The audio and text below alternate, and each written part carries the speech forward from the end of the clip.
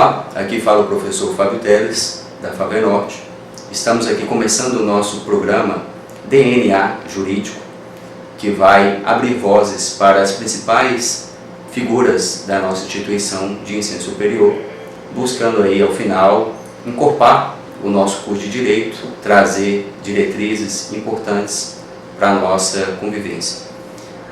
DNA pode ser caracterizado como a configuração físico-química que delimita os aspectos físicos e biológicos do ser humano. Para nós, DNA poderia ser direito e nossas angústias, DNA. Portanto, o nosso programa vai tentar retirar algumas angústias e criar outras, por que não? Mas o importante é que, diante da nossa convivência, nós precisamos dialogar mais, entender as vozes que querem falar dentro da instituição. Então, para nós é importante o ponto de vista do acadêmico que está saindo da faculdade, assim como é importante entender o que espera da faculdade o acadêmico que está entrando. Também é importante a voz dos professores, importante a voz dos funcionários da instituição e de toda a comunidade acadêmica em geral. Mas hoje a voz é dele, do nosso coordenador do curso de Direito, capitão da polícia, professor, especialista e mestre em Direito, nosso querido Eduardo Leal. Muito prazer, Eduardo, obrigado por nos receber. Queria começar com uma pergunta simples. Acabei de trazer para o nosso público o que está escrito no seu currículo Lattes, né? Sua profissionalização. Eu queria saber, na verdade, quem é Eduardo Leal, a sua pessoa, de onde veio e para onde vai Eduardo Leal. Professor, eu gostaria de agradecer a oportunidade de estar aqui falando com a nossa comunidade acadêmica. É um privilégio muito grande essa interlocução. Bom, eu sou de Montes Claros, né? Sou graduado, especialista em mestre em Direito, mas sou uma pessoa de hábitos simples, né? Naturalmente gosto de muita coisa que os nossos alunos, nossos professores também gostam. Gosto de viajar, gosto de ficar em casa, gosto do convívio com meus amigos, com minha família, gosto de ler, gosto de um bom churrasco, né? Eu creio que estou bem dentro da média aí, da população brasileira. Em linhas gerais, é isso aí, sem muitos outros aspectos. Partindo do pressuposto que nós temos uma geração que aprendeu a valorizar ídolos como Neymar, como cantores sertanejos, você é um doutorando, ainda jovem, tem uma origem simples. Você acha que é um brasileiro que efetivamente deu certo? Essa pergunta é muito difícil, mas eu acredito que dar certo na vida é ser feliz. Infelizmente a sociedade acostumou-se a associar dar certo, ter sucesso, né, com realizações materiais, o que muitas vezes, na grande maioria das vezes, não corresponde. Então, eu acho que sou uma pessoa que deu certo, sou uma pessoa feliz, realizada, e acho que a vida me proporcionou muito mais do que eu mereço. Acho que sou uma pessoa que deu certo. Ainda falando do seu doutorado, como eu disse, você fez um doutorado ainda jovem, o que deixa claro que tem perseguido uma orientação jurídica há muito tempo. Isso foi um processo natural para você? Teve um determinado dia que você virou a chave e falou, a partir de hoje eu tenho que começar a estudar para valer? Bom, eu sempre gostei de ler, de alguma forma, de estudar, né? Claro que, eventualmente, nós temos áreas, disciplinas que nós gostamos mais de ler, de estudar, mas eu sempre gostei de estudar. Eu fui professor antes de ser professor de Direito, né? Eu era professor de Matemática e de Física, não tem nada a ver com Direito. frequentei algumas outras graduações antes do direito, né? Da área de exatas, 2, sem concluir. Então, assim, de alguma forma eu imaginava que qualquer área que eu me formasse eu me tornaria professor, porque eu sempre gostei dessa relação com o aluno, sempre gostei de ensinar alguma coisa que eu eventualmente tivesse aprendido. Então, foi algo natural, né? E a busca pela especialização é parte desse compromisso do professor. O professor necessariamente ele tem que estar se especializando, fazendo curso, reciclando seus conhecimentos para, de fato, ter algo para oferecer para o aluno, né? Então, eu avalio que o processo foi esse. E em relação à FABENORTE, como foi a sua chegada à instituição? Eu sou capitão da Polícia Militar. Em um determinado momento, eu fui instado, né, foi necessário realizar uma intervenção na FABENORTE, uma diligência onde o gestor da instituição ele era vítima, né, era uma questão processual. Eu fui designado como encarregado para apurar esse processo. Era um processo administrativo onde o gestor da faculdade era o solicitante, era a vítima. E aí a gente, conversando informalmente, né, ele me perguntou se eu tinha alguma outra formação que não a polícia. Na ocasião eu falei que era da área de direito, estava concluindo o mestrado. Ele me falou: vou te fazer um convite daqui a algum tempo, gostaria que você aceitasse. E aí, cerca de 2 ou 3 meses depois, eu fui convidado para fazer a implantação do curso de Direito da FABENORTE e assumir a coordenação. Eu aceitei o desafio e estou aqui até hoje. Inegavelmente, o curso de Direito é um curso muito importante dentro da instituição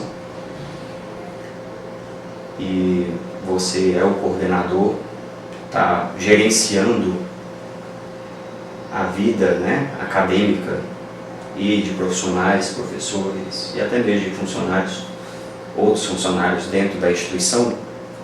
Qual que é a importância de ser coordenador do curso para você? Qual a importância disso para Eduardo?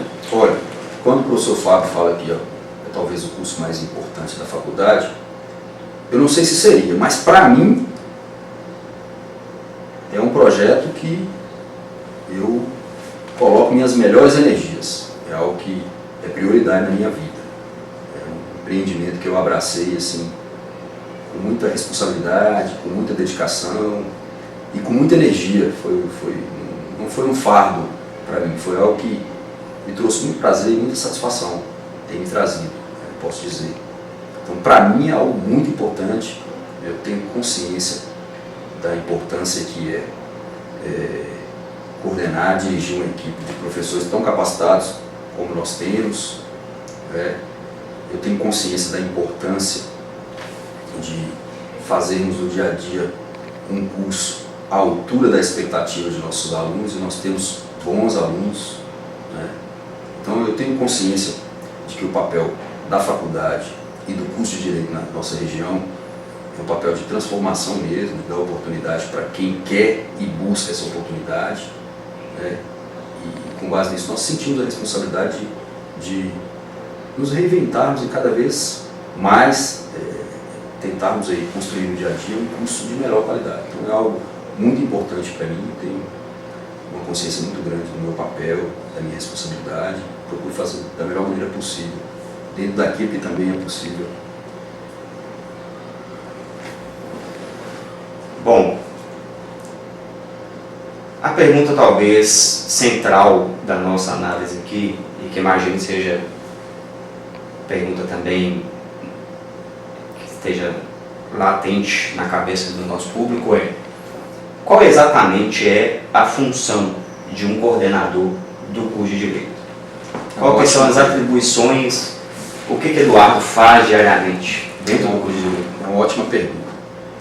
O coordenador do curso de Direito, ele é o gestor, o gerente de um processo de formação que foi planejado, mas que também está em andamento e que sofre algumas alterações decorrentes de vários fatores. Então são papéis desse gestor, desse gerente, desse coordenador. Primeiro, a elaboração de toda a documentação que norteia o curso. E aí está incluído o projeto pedagógico do curso, as atas das reuniões, os projetos de extensão, e também os projetos de pesquisa. Então, todas as atividades que o curso desempenha com seus professores e alunos, essas atividades elas têm que ter uma gestão documental. Então, existe uma documentação que norteia tudo isso aí. Para que o coordenador consiga gerenciar essa documentação, é desejável que ele tenha amplo conhecimento da legislação do MEC, do Ministério da Educação. Então, nós temos a LDB, a Lei de Diretrizes e Bases, que é uma legislação que rege todo o ensino brasileiro, e nós temos a própria legislação do MEC. O MEC tem SINAIS, que é o Sistema Nacional de Avaliação do Ensino Superior, que estabelece tem uma lei, mas ele estabelece também um conjunto de portarias, instruções, resoluções. É uma legislação muito densa, muito ampla, que dispõe sobre todas as questões do ensino superior. E nós temos as diretrizes curriculares nacionais. Todo curso de graduação tem um documento chamado Diretriz Curricular Nacional, que diz quais os conteúdos são obrigatórios, quais os conteúdos são facultados, qual o perfil desejável para aquela área de formação, certo? Então, assim, é uma legislação muito ampla, que é desejável que o coordenador conheça bem, para que ele saiba os limites de sua atuação. O que pode ser feito e o que não pode ser feito. Mesmo porque uma faculdade privada como é a FABENORTE, ela é uma empresa privada que possui uma concessão para prestar um serviço de natureza pública. Por isso nós sofremos fiscalizações periódicas. O Ministério da Educação faz uma visita de autorização do curso, e aí ele emite uma portaria e nós somos autorizados a funcionar a partir dessa portaria. Algum tempo depois, integralizada uma certa carga horária, o Ministério da Educação faz uma visita de reconhecimento, onde ele checa, confere se os procedimentos que nós anunciamos no projeto de curso estão sendo cumpridos. E após o curso ser reconhecido, posteriormente, ele faz uma visita de renovação do reconhecimento do curso. Então, é um ciclo que não para. Essas visitas ocorrem durante o curso existir. É uma maneira que a legislação encontrou de garantir a qualidade do curso. Então, o coordenador, ele conhecendo a legislação, ele tem que saber o que é obrigatório, o que é facultativo, o que necessariamente ele deve oferecer para o aluno, e tudo aquilo que ele pode fazer ou deixar de fazer no âmbito do curso. Então, é fundamental que o coordenador tenha um sólido conhecimento acerca da legislação. O terceiro papel do coordenador é a seleção do recurso humano, dos professores. E aí, esse aspecto é um aspecto que nós nos dedicamos com muito afinco, porque se nós queremos um curso com determinado perfil, nós temos que conseguir colaboradores com aquele perfil. E qual que é o perfil que nós buscamos no nosso curso? Se nós verificarmos lá no projeto pedagógico, vai estar lá escrito: nós desejamos formar um operador do direito generalista, que seja capaz, através de uma base sólida em todos os ramos do direito, de compreender o direito como um processo global, totalizante, amplo. E se desejar, ele vai seguir lá a carreira pública, através de concursos, a advocacia, a docência ou qualquer outra área dentro do direito. Mas a faculdade, é a proposta do curso, fornecer para ele todas as condições para que, como profissional generalista, detentor dessa visão total, holística, globalizante, ele escolha qual área que se adequa melhor ao perfil dele. Só que nós precisamos de professores que consigam transmitir isso aí. E, acima de tudo, professores que não sejam apenas conteudistas, professores que tenham valores éticos. Nós compreendemos o papel da educação, nós desejamos também formar cidadãos, não só nos apresentarmos aí como um livro falante aí, que expõe conteúdo. A gente deseja realmente que o nosso aluno tenha valores de cidadania, de respeito, de patriotismo, de civilidade, que sejam seres humanos completos. É a nossa proposta. Bom, perseguir esta atribuição no coordenador passa também por resolver várias demandas, né? Visto que dentro de toda essa papelada que você mencionou aí, entre o que posso e o que devo, né, designar para o meu público acadêmico, discordâncias naturalmente vão acontecer. Sim. E, como tudo na vida também imagino, percalços no caminho. Então surgem sempre as demandas. E você certamente, eu acho que é um conhecimento notório, recebe muitas demandas, tem que gerenciar muitas demandas, talvez até mais do que um ser humano, né, na sua essência poderia gerenciar. Partindo do pressuposto dessas várias demandas, você gostaria de ter uma espécie de poder de onipresença para resolver todas essas demandas, ou às vezes deixar o curso natural das coisas acontecer é necessário? Sinceramente, quem não gostaria de estar em toda parte, em todo momento, sabendo de tudo, fiscalizando o cumprimento de todos os processos e procedimentos, para garantir pessoalmente que a qualidade realmente aconteça? Acho que todos gostariam. Principalmente quando nós sentimos o peso da responsabilidade daquela função que nós ocupamos. Então, eu gostaria, sinceramente, eu gostaria de poder acompanhar de perto cada visita técnica ao presídio, cada atividade da Liga Acadêmica que acontece em cada município, cada apresentação de trabalho científico que ocorre em cada evento, onde o professor acompanha o nosso aluno. Gostaria, muitas vezes até para aplaudir, mas gostaria também de acompanhar, de saber, me certificar pessoalmente que tudo está dando certo como os professores planejaram, como a gente planejou. É natural, né? Mas isso não é possível, é inimaginável até. Mas nós temos uma boa equipe, nós confiamos na nossa equipe, nós temos bons alunos, sabemos que nossa comunidade acadêmica tem objetivos com o curso e persegue esses objetivos. Então, nós nos mantemos serenos, confiantes. Eu acho que é isso. Muito bem. Você acha que a sala de aula é ou deve ser uma caixa preta? Essa relação aluno-professor? Não, claro que não. Tem um cronista que eu leio muito, que é o Rubem Alves. Ele diz o seguinte: quando você ensina, essa relação é uma relação de imortalidade. De alguma forma você viverá eternamente naquela pessoa do seu aluno. Isso é muito fácil de se visualizar, porque todos nós temos na lembrança a figura de algum professor que nos inspirou na vida. Todos nós temos, Então, de alguma forma é imortal para a gente, essa fantasia, essa figura desse educador que de alguma forma influenciou o nosso percurso. Então eu vejo a relação de ensino como uma relação generosa, altruísta, onde de alguma forma o professor consegue apontar o caminho para o aluno.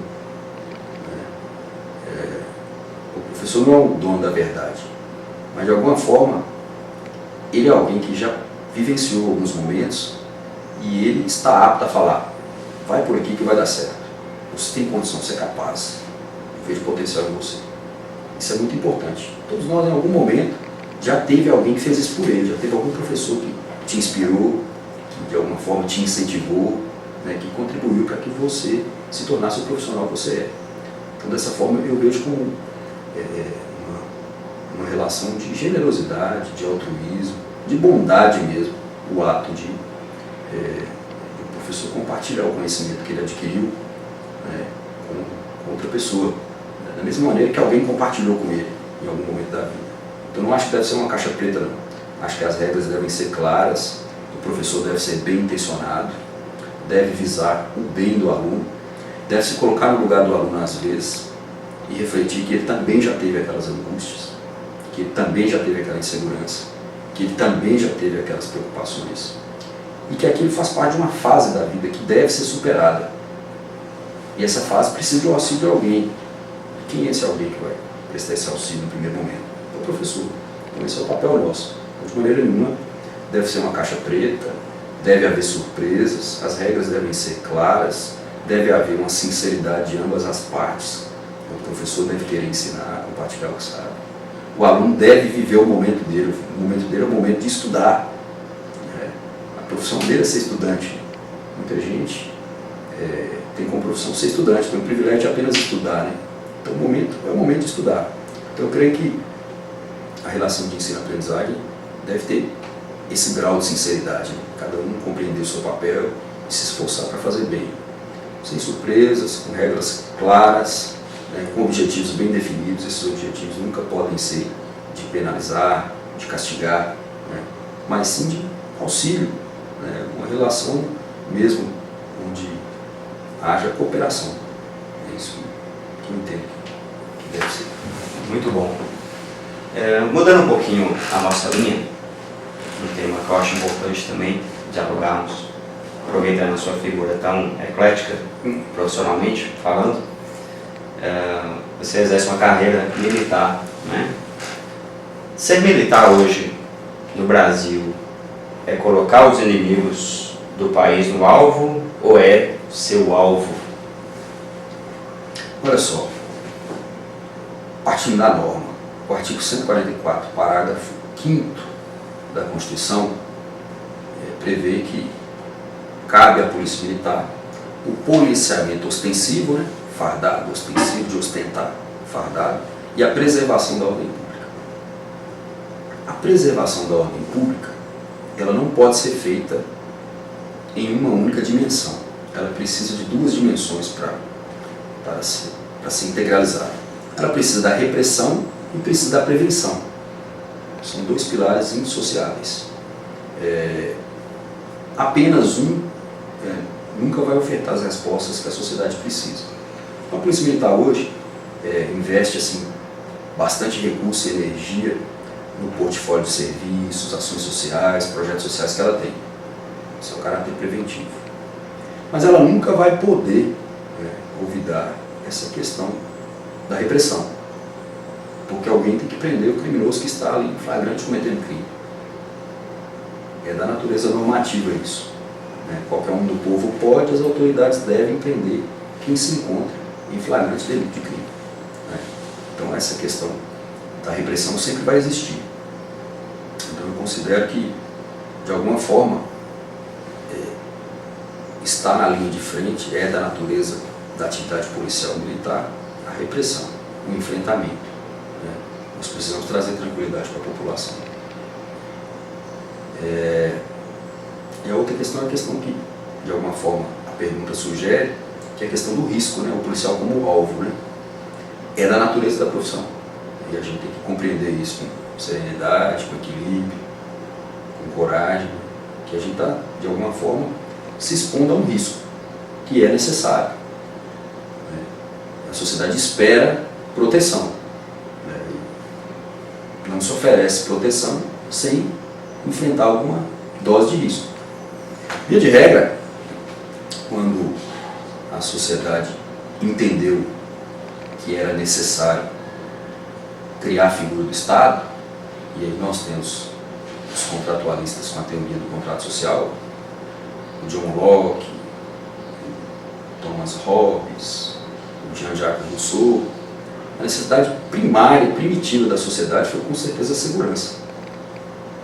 Porque sem segurança é impossível prover um Estado de outros bens, serviços, outros recursos, educação, saúde.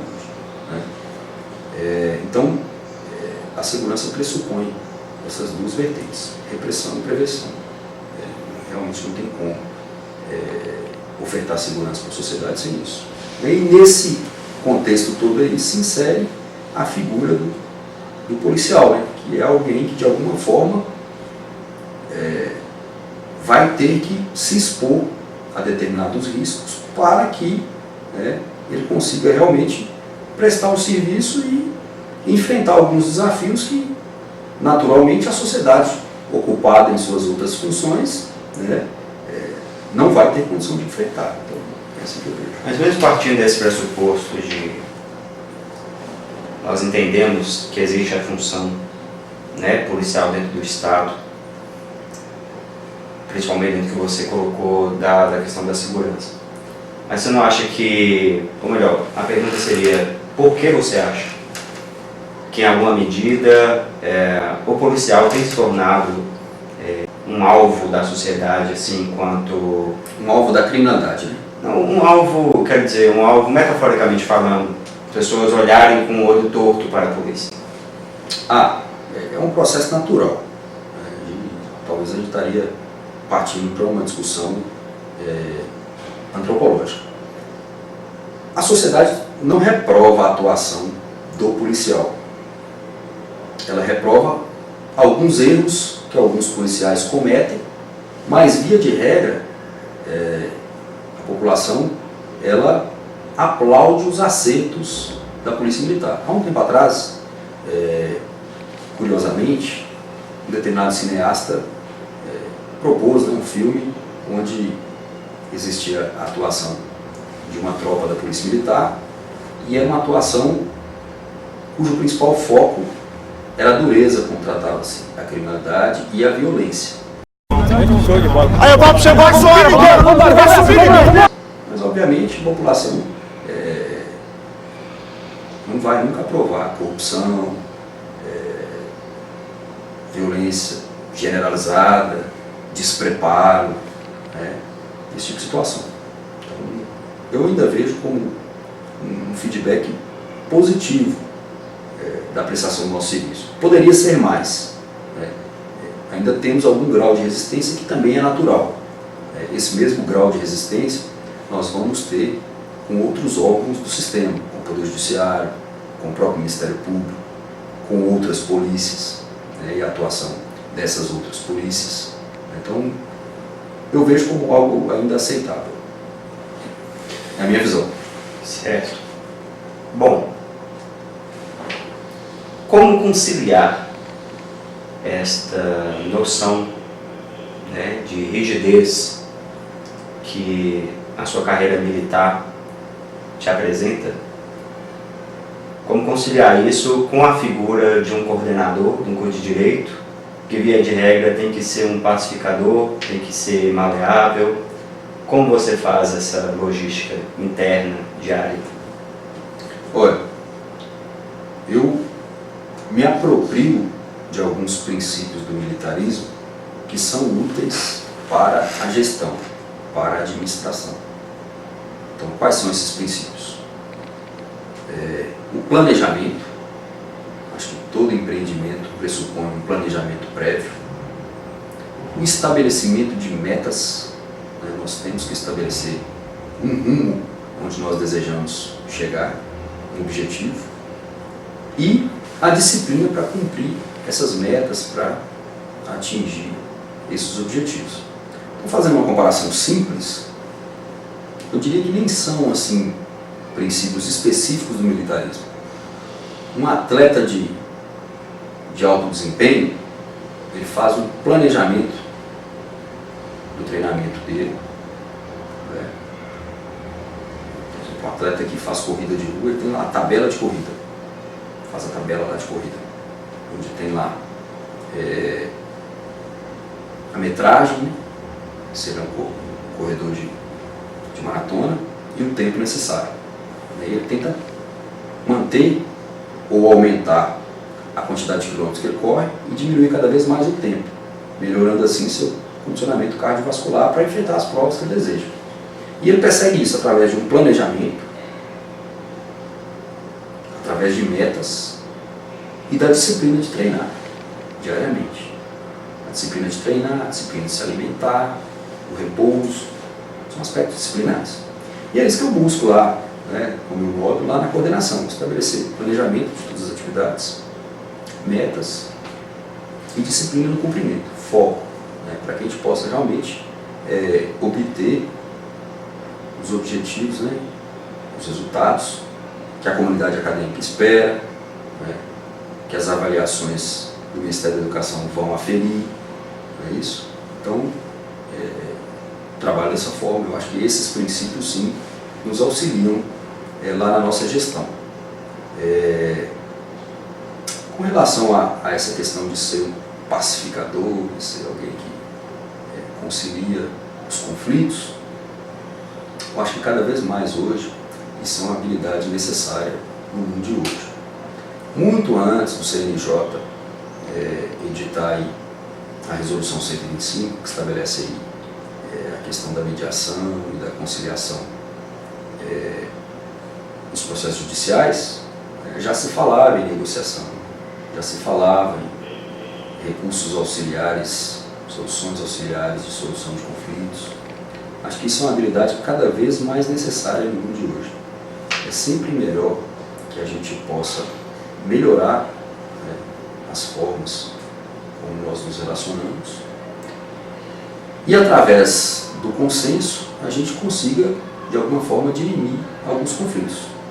O que não significa, né, que o aluno, quem são os atores desse eventual conflito, né, que o conceito de conflito é um conceito muito simples, né? O conflito é apenas uma divergência de ideias, não significa que as pessoas estão ali brigando, estão ali... A pretensão resistida.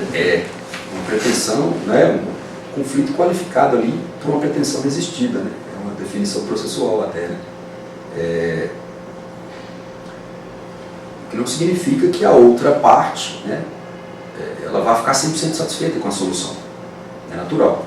Só que, como eu venho dizendo, a gente tem limitações que vão desde a legislação até outros fatores que qualquer empreendimento no mundo está adstrito, né?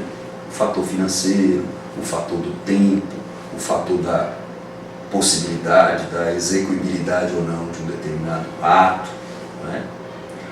Mas a gente busca de maneira consensual que as partes entendam, né, que aquela é a solução necessária. A gente também está aberto a soluções, sugestões, se forem sugestões possíveis, né, certas, determinadas, possíveis, a gente consegue, né, talvez implementar. Não temos a pretensão de ter sempre a resposta certa, não. Mas a gente tem o objetivo, né, diferente da pretensão, de adotar uma solução que seja legal e que seja razoável para a questão. Nem sempre é a que todos desejam, né? Quem nunca fez algo, quem nunca foi instado a fazer algo que não gostaria de fazer, mas que era a única solução possível, né? São questões que assombram a gente no mundo de hoje. Natural. Quando você ouve um acadêmico te chamar de capitão leal, isso alguma vez para você já soou pejorativo?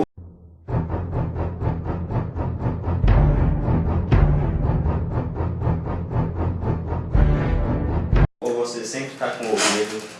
Pejorativo não, mas eu gosto de ser chamado de professor.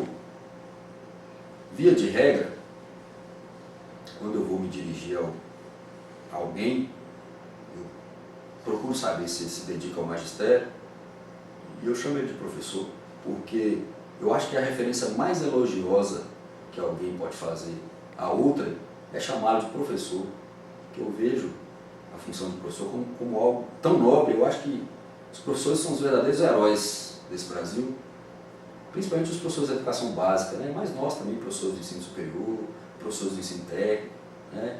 O professor tem uma missão assim, redentora, emancipatória, ele ajuda as pessoas, ele contribui com as pessoas, mesmo às vezes sem tantas condições materiais. Então não tem talvez nada mais nobre que isso.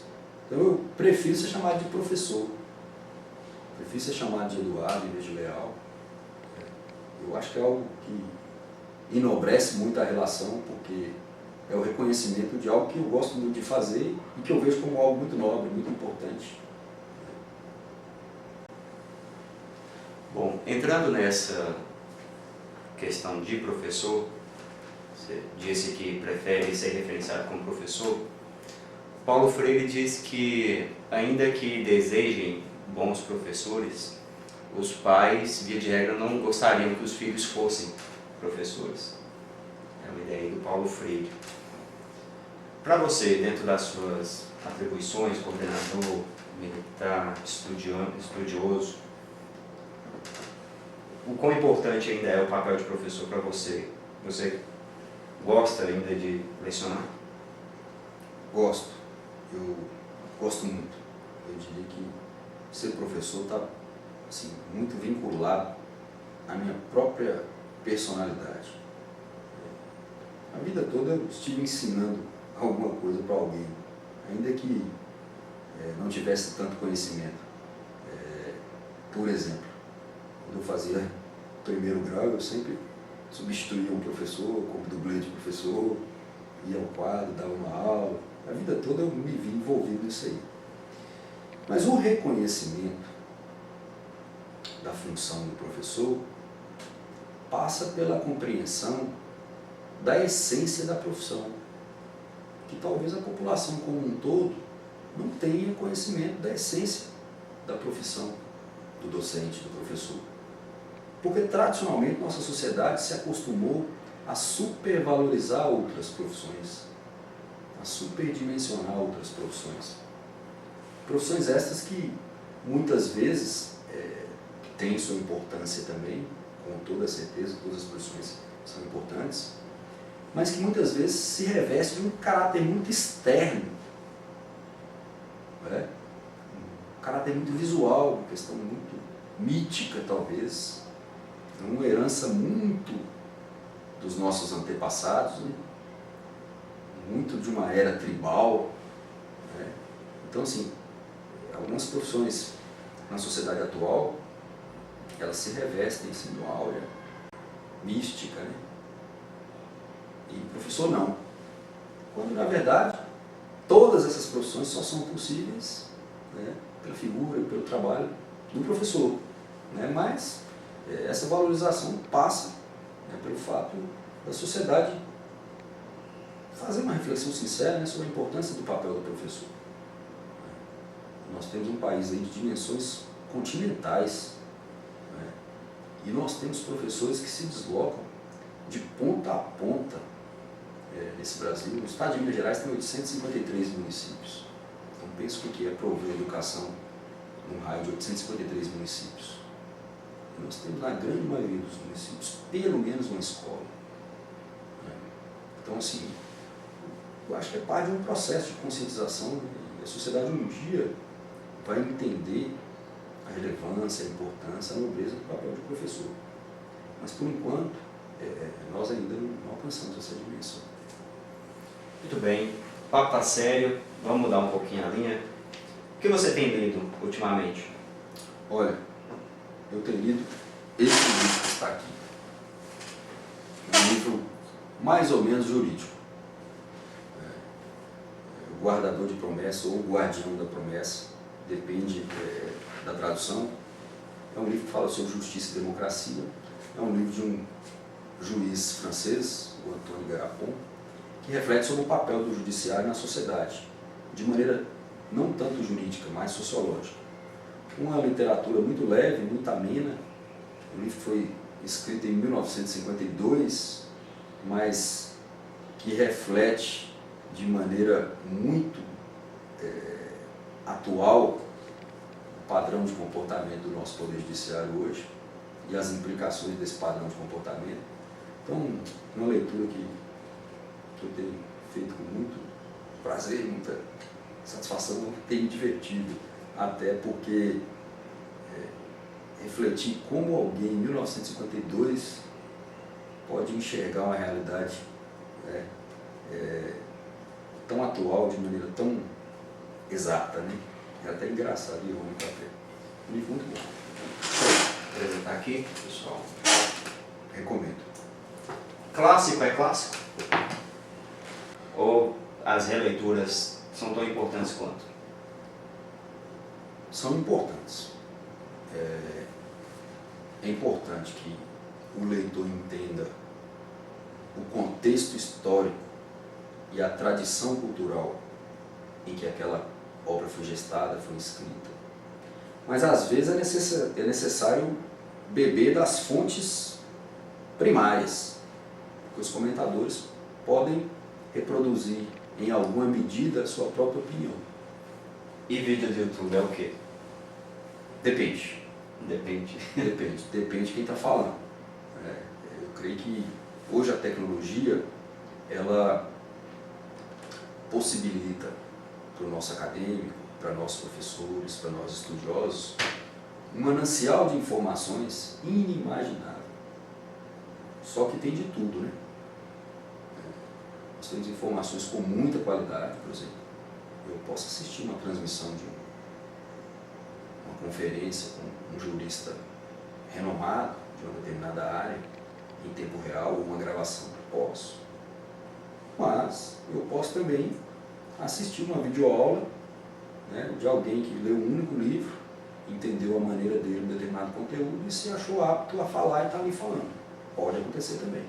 Então, hoje a habilidade maior não é encontrar conteúdos, é selecionar os conteúdos que realmente justificam, né, o acadêmico, o estudioso, perder algum tempo, gastar algum tempo assistindo. Depende muito. Voltando aos livros, qual livro um acadêmico de direito não pode sair da academia sem ler? Olha, essa resposta eu tenho na ponta da língua.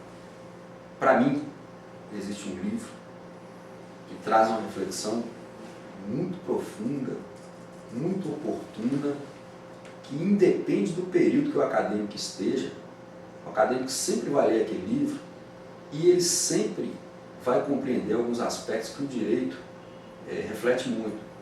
Justiça, ética, legitimidade da lei, poder, governos. Essas questões que a filosofia do direito, o direito constitucional e outros âmbitos do direito se ocupam com tanto esmero, com tanta energia. Esse livro não é um livro essencialmente jurídico, né? Digamos que ele não se apresenta com a roupagem jurídica, mas é um livro assim, que tem tudo a ver com o direito. É uma tragédia grega que se chama Antígona, do tragediógrafo Sófocles. Então é um livro de leitura muito fácil, tem boas traduções no mercado.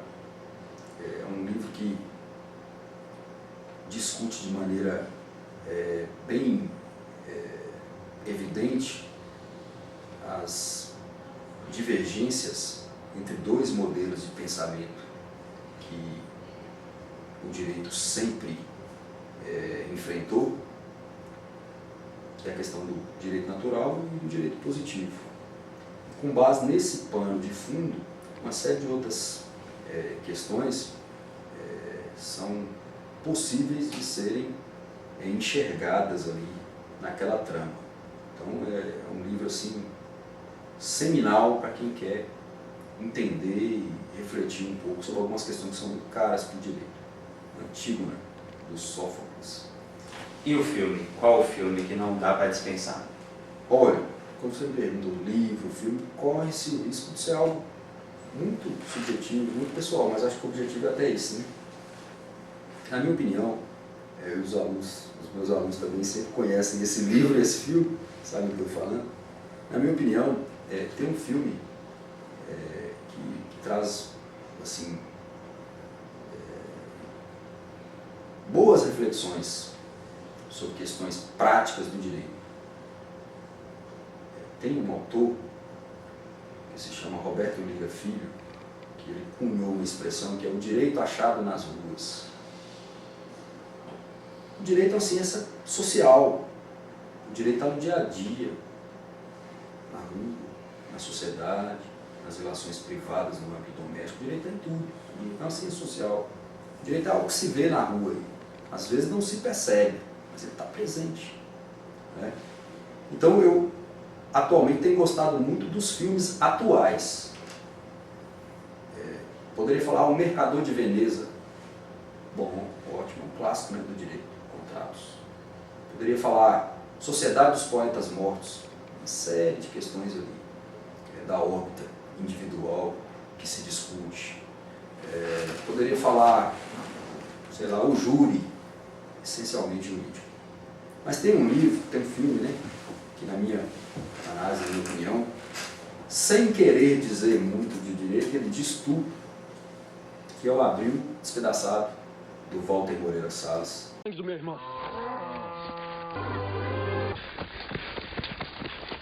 Eu acho uma história muito leve, muito divertida, e tem uma fundamentação jurídica muito grande sobre a questão de direitos fundamentais, que é uma área muito importante, não só para quem é estudioso de direito constitucional, né, porque nós temos a eficácia horizontal dos direitos fundamentais. Os direitos fundamentais estão presentes até nas relações individuais, né, não só na figura, na relação entre Estado e indivíduo.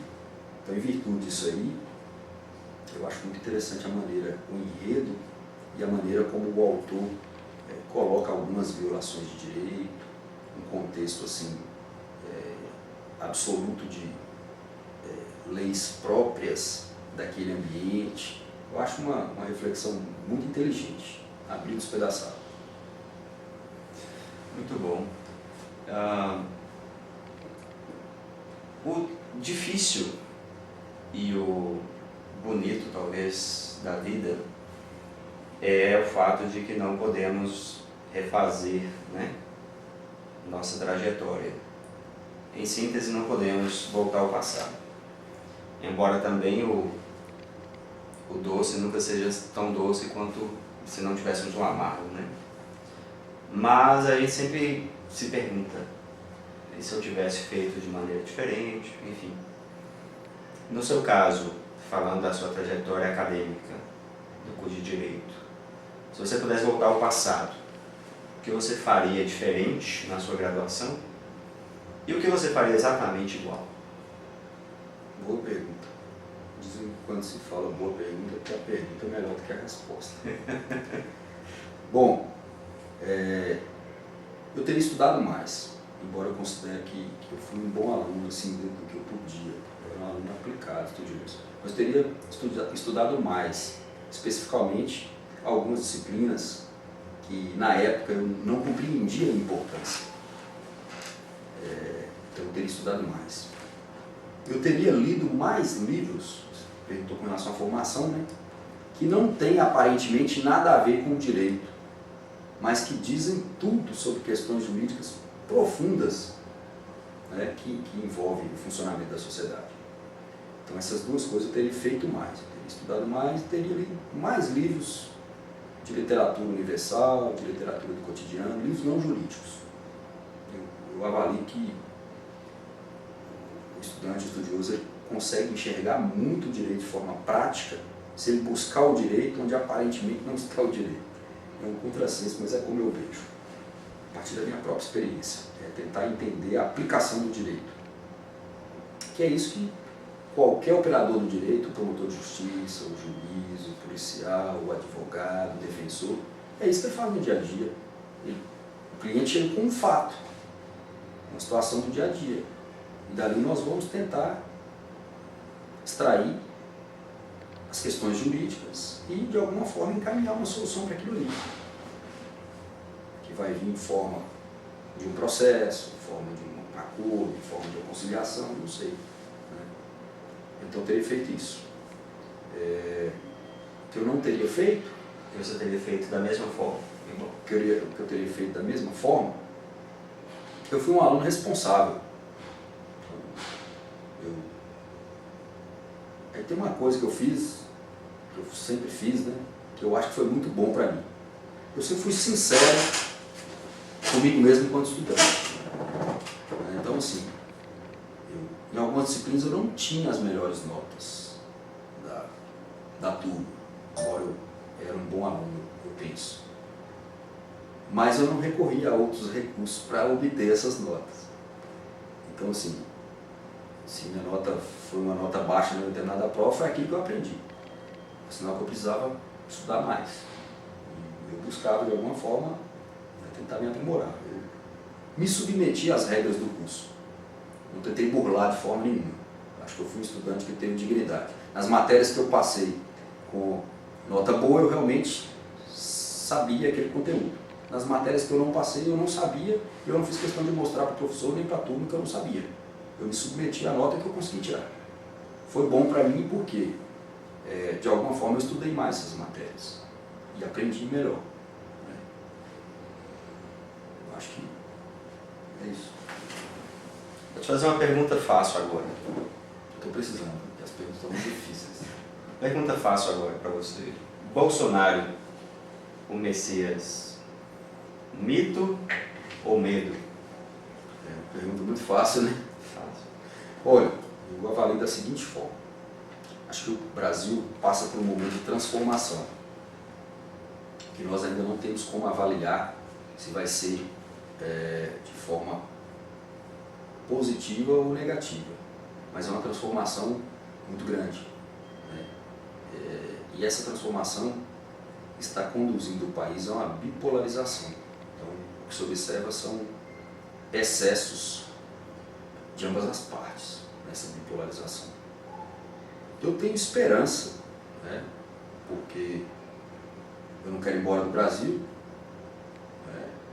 É aqui que eu vou viver, então eu tenho esperança que algum governo, de alguma forma, resgate a dignidade do brasileiro, resgate o crescimento do nosso país, que é uma nação muito rica.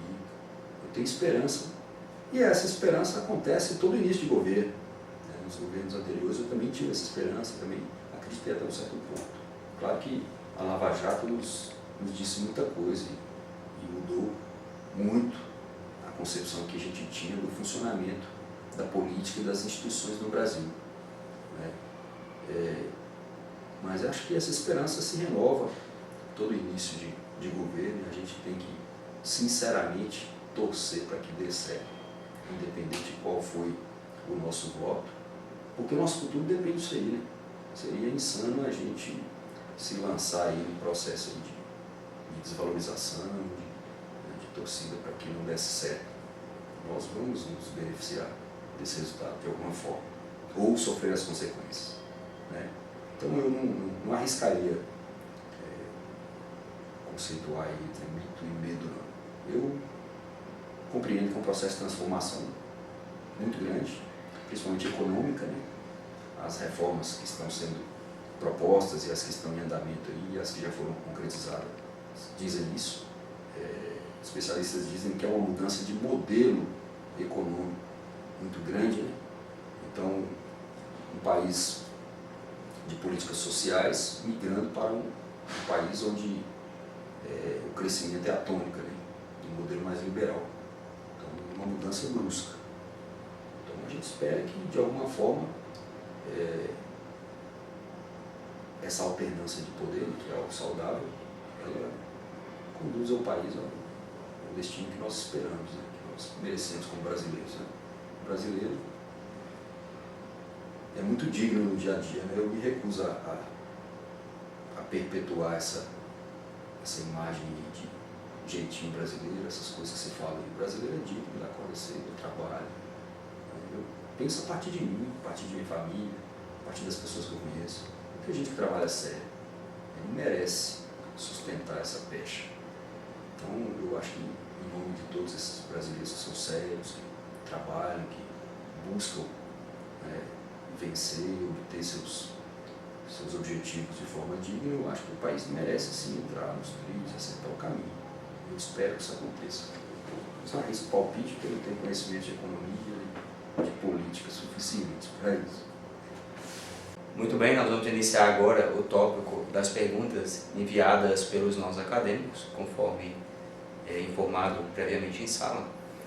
Nós temos duas perguntas aqui selecionadas. A primeira da acadêmica Cássia Liliane, do 6º período. Ela indaga a seguinte questão: considerando essa logística de ônibus, né, e a dificuldade da maioria dos acadêmicos de se locomoverem até a faculdade, se não seria possível a faculdade disponibilizar mais conteúdos em formato EAD. Correto. Até seria, mas nós temos algumas vedações legais que incidem em virtude do curso ainda não ter sido reconhecido, ainda não recebeu a visita em loco do MEC. E nós temos a preocupação também de atender às disposições contratuais, né? Então, o aluno contratou um curso presencial, então ele tem direito a um curso presencial. E quando essa decisão for tomada, deve ser feita com base em uma discussão com a comunidade acadêmica, para que isso seja respeitado, né? Porque o aluno contratou um curso presencial, ele tem direito a um curso presencial, e nós fazemos questão de que o nosso aluno realmente seja atendido dentro daquilo que ele espera. Mas nada impede que, posteriormente, nós possamos implementar algumas disciplinas em EAD, né, aproveitando os recursos tecnológicos que nós temos. A faculdade já adquiriu uma plataforma para ensino à distância, ela já tem cursos à distância aprovados, né, então isso não é um impeditivo. A grande questão maior, né, as duas grandes questões, é a vedação legal, e essa questão deve ser discutida com, no caso, o consumidor, que é o aluno que contratou um determinado serviço, e não pode, de forma alguma, a faculdade impor ao aluno que vai prestar um outro serviço, distinto do que foi contratado. Mas é possível no futuro. Muito bem. A segunda pergunta de um acadêmico que preferiu não ser identificado pergunta se você considera a FAVENORTE uma boa instituição para se trabalhar. Sim, eu considero, com certeza. Por isso que até hoje eu estou lá desenvolvendo minhas funções de professor, de coordenador. É uma faculdade que respeita a autonomia do professor, é uma faculdade que se preocupa em fornecer as condições necessárias para que o professor ele realize sua atividade da melhor maneira possível. É uma instituição que tem um plano de carga de salários, uma política de ascensão do professor, é uma instituição que tem uma política de capacitação do professor, o próprio professor Fábio pode testemunhar isso. Frequentemente nós temos capacitação para nossos professores. Então é uma instituição que reúne as condições favoráveis para que o professor ele desempenhe suas atividades da melhor maneira possível. Digo isso porque conheço a realidade de outras instituições, tanto que trabalhei, quanto que conheci, né, algumas até fora do estado de Minas Gerais. Então eu avalio que sim, de maneira muito segura. Bom, partindo aqui já para o nosso encerramento, tem alguma pergunta que eu não te fiz, que você gostaria que eu tivesse feito? Não, eu creio que o professor abordou as principais questões, estou satisfeito. E, para finalizar então, você gostaria de deixar uma mensagem para a comunidade acadêmica? Sim, eu faço a seguinte reflexão. Todos nós percorremos aí uma trajetória até chegar em nossos objetivos. Durante essa trajetória nós conhecemos pessoas, nós enfrentamos desafios, temos dificuldades, muitas vezes nós pensamos em desistir, uma série de questões, de angústias, né, como o próprio professor falou no início do programa, nos assombram. Mas é necessário a gente ter bem em mente algumas questões de maneira muito prática. Primeiro, nós não devemos desistir daquilo que realmente a gente quer. Quem pega no arado e olha para trás não é digno da colheita. Então, nós não devemos desistir. Nós temos um objetivo, nós temos que perseguir esse nosso objetivo com dignidade, com honra, com sinceridade, de maneira determinada. Em segundo lugar, é importante que a gente valorize as situações e as dificuldades que nós enfrentamos. Elas com certeza vão nos tornar pessoas melhores. Bons mares não fazem bons marinheiros, mares calmos não fazem bons marinheiros, né? Que diz o adágio, o provérbio popular. E uma outra coisa importante é que nós devemos valorizar as pessoas, né, as relações, as pessoas que de alguma forma entram na nossa vida, sejam elas professores, colegas, servidores da instituição, colaboradores. Elas têm um valor muito grande porque de alguma forma elas nos ensinam, elas contribuem para que possamos, né, atingir nossos objetivos. Né? Só que são pessoas iguais a nós. Elas também adoecem, elas têm dificuldades, elas têm conflitos. Né? Com certeza, a grande maioria delas vai tentar fazer sua atribuição, desenvolver seu trabalho da melhor maneira possível. Né? Outras, nem tanto, faz parte do gênero humano a imperfeição. Né? Mas a grande maioria das pessoas vai tentar fazer seu papel. Mas nós devemos tentar aprender com todas elas. Né? Um grande exemplo, o professor que nós sempre temos um professor que nós consideramos muito bom, que é a referência, que é aquele que nós vamos nos lembrar dele sempre. E nós temos um professor que, né, para a gente às vezes não é tão bom. Nós temos que tentar aprender com todos, porque o professor é alguém que já caminhou por esse caminho que nós estamos caminhando agora como alunos. Ele já percorreu esse trajeto. Ele com certeza tem algo a ensinar, com certeza.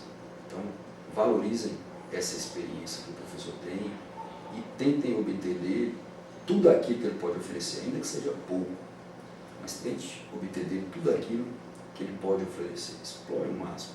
Né? Mas, acima de tudo, tenha consciência que o que fica da vida são as relações. Né? Essa frase não é minha, é do Guimarães Rosa, né? Que a magia da vida não está na chegada nem na partida, está na trajetória, no percurso. Né? É nesse percurso que a gente conhece as pessoas, enfrenta as dificuldades, se aprimora. Então, é muito importante que quando nós chegarmos lá no nosso objetivo, a gente possa olhar para trás e se orgulhar daquilo que fez. Né? Possa saber que nós vencemos, mas nós enfrentamos tudo com dignidade, com honradez, né? De cabeça erguida, né? E não precisamos para isso nos indispor com ninguém de maneira grave. Né?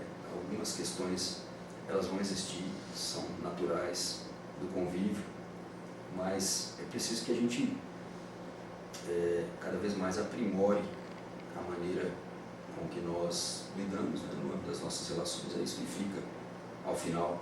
Né? Todos nós seremos colegas, né? Alguns acadêmicos serão patrões de colegas de sala, outros serão funcionários, na realidade que a gente vê no mundo de hoje. Às vezes o aluno, ele forma e vai trabalhar no escritório de um colega dele, por uma série de motivos, ou às vezes ele vai trabalhar com um professor, é algo muito gratificante para a gente isso. Então é necessário que cada vez mais a gente busque formas de conviver da melhor maneira possível, né, com esse entendimento que as pessoas, mesmo bem intencionadas, elas são limitadas, elas dependem de outras pessoas para tomar decisões, elas adoecem, né, elas têm também uma guerra particular que precisa ser respeitada, né, porque todos nós também vivenciamos isso aí. Então, com base nisso aí, eu desejo que sejamos todos aí bem sucedidos, né, em nossos objetivos, em nossas pretensões. Né. Gostaria de agradecer ao professor pelo privilégio de estar aqui hoje nessa primeira entrevista do DNA Jurídico. Foi uma iniciativa muito inteligente do professor Fábio, porque, de fato, existem muitas questões nos bastidores, além do curso, né, que em outras oportunidades não são trazidas, né, para o aluno. E é muito, muito boa essa ocasião de interlocução, de conversa franca, sem muita formalidade, né, para que o aluno realmente conheça um pouco do que existe longe do que se conhece no curso. Né? Então é importante que o aluno conheça as atribuições, né, do professor, do coordenador, como que a faculdade se comporta para oferecer para o aluno aquele curso que ele está fazendo. Então agradeço ao professor e desejo sucesso a todos aí. A coordenação do curso de Direito está de portas abertas aí. Nem sempre teremos todas as respostas, né, mas teremos disposição de atender os alunos, de escutar aí os anseios, né, as indagações que todos nós temos. Muito obrigado, professor. Como está falado, esse foi o nosso primeiro DNA jurídico e uma pequena pegada, né, dentro dessa longa jornada que é o processo de autoconhecimento e, logicamente, que agradecemos imensamente aqui ao nosso coordenador pela primeira brilhante entrevista. E se você gostou, não deixe de assistir o nosso próximo programa, deixa o like no vídeo e realmente um grande abraço. Obrigado. Até a próxima. Até a próxima.